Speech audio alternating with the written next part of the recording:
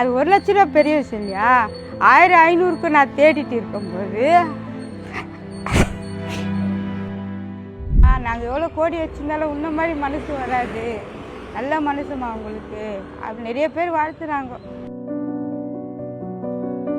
தூய்மை பணியின் போது சாலையில் கிடந்த 45 லட்சம் மதிப்புள்ள நகைகளை போலீஸ் நிலையத்தில் ஒப்படைத்து தனது நேர்மையினால் அனைவரின் கவனத்தையும் ஈர்த்திருக்கிறார் பத்மா.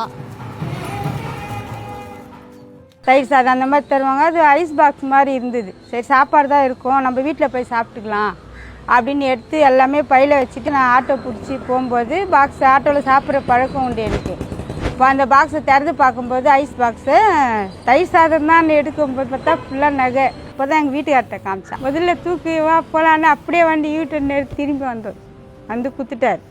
உழைச்சி சாப்பிட்ணும், இதுதான் எனக்கு மனசில். அடுத்தவங்க பணம் அடுத்தவங்க காசு எதுவுமே கிடையாது. அவங்களும் வந்துட்டாங்க, தொலைச்சவங்களும் அழுதுட்டாங்க. அதான் சொன்னால் எங்களுக்கு வாழ்க்கை திருப்பி கொடுத்துருக்கீங்க நீங்கன்னாங்க.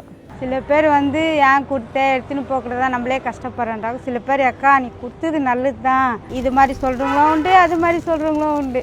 கடிச்சா கொடுத்துட்டு போகிறோம். நான் அப்படி தான். இப்போ ரொம்ப நல்லா கவனிக்கிறாங்க.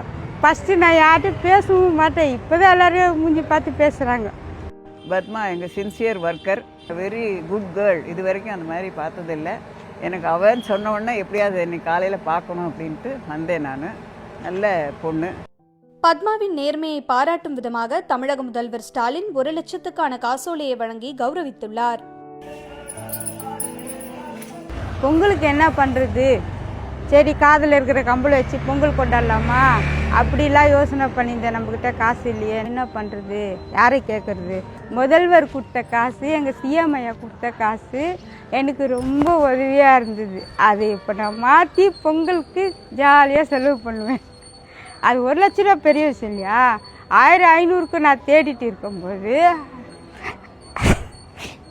அந்த 1,00,000 ரூபான்றது எனக்கு ரொம்ப பெரிய விஷயம்.